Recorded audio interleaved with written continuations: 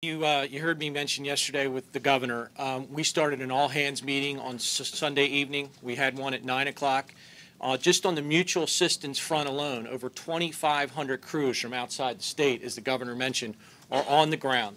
Great news this morning, the diminishing winds provide an opportunity for these crews to get dispatched. Don't want to set expectations here this morning on restorations. I think we'll get assessments throughout the next 48 hours. As the governor said, we all have to be patient here. This storm has had a profound impact on the utility footprint of Pennsylvania. And again, I mentioned to you, the governor set up, we have 1.3 million customers, 4 million across the PJM footprint. That's 13 states.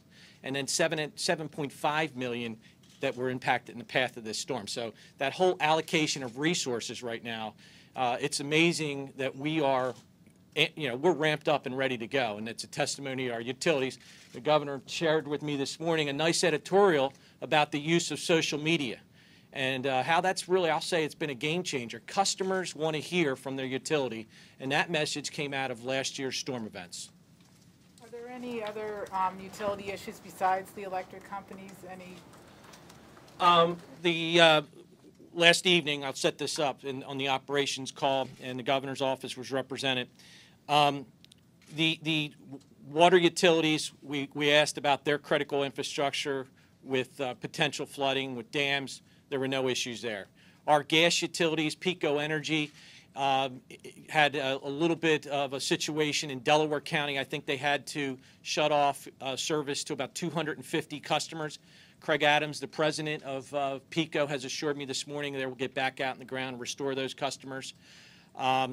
Again, a heavy concentration on electric outage right now. One issue that did come up last evening, and it's a standard procedure as you deal with voltage issues on the system, on the bulk power system. Limerick Generation, which is one of our larger nuclear plants in southeastern Pennsylvania, had to follow a protocol to ramp down the voltage at the plant. No issues. It's standard operating procedure. What does that mean?